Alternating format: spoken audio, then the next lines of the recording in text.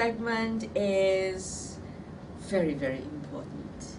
It's about personal branding, because personal branding is one of the highest values of branding. You can't buy it.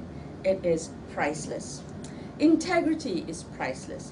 By integrity, what I'm really saying is that you must project an integrated approach.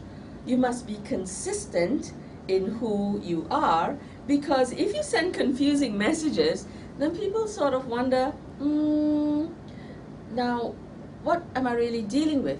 Now I'll share with you an example which really surprised me. I was at a session with startup entrepreneurs, and everybody was an entrepreneur, and this guy stood up and introduced himself. Great guy, great personality, very bright, very bubbly, and he introduced himself as a footballer.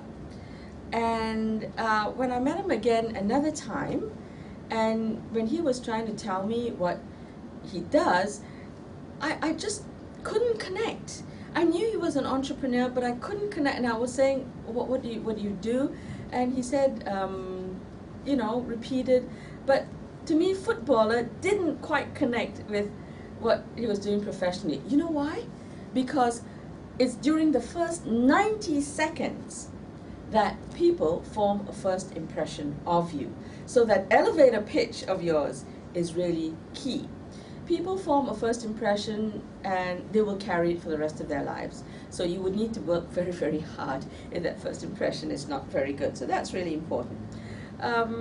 Doubt creates suspicion. Suspicion, of course, reduces confidence. So that's why your behavior must be consistent. Does it mean we must be perfect? No, not at all. We make mistakes, and that's fine. But when people trust you, they accept your mistakes. It's important not to lie.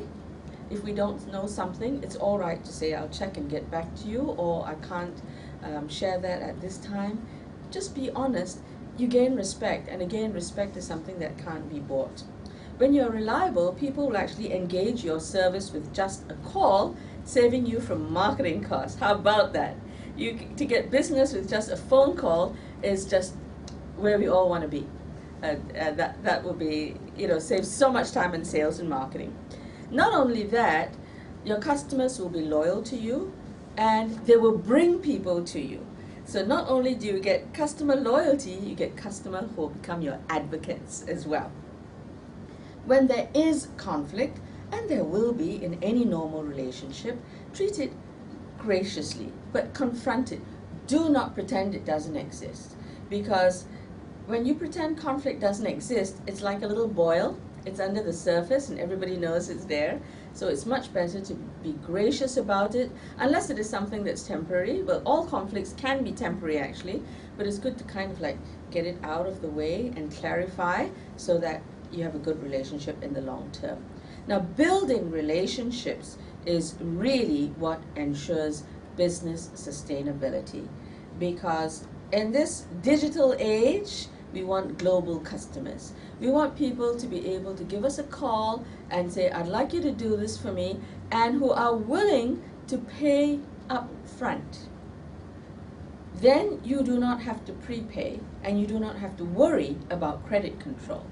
But in order to do this, you really need to establish confidence. When there's a conflict of interest, for example, you are serving two competitors, ensure that your dealings don't compromise either of them. Because if one of them thinks that he or she is being compromised, you've lost that business.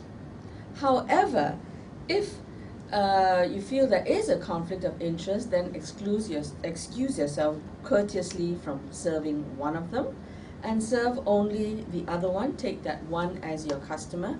These are the little things which command respect. You may lose money in the short term, but believe me, you'll gain bigger bucks in the long term. Guard your personal brand.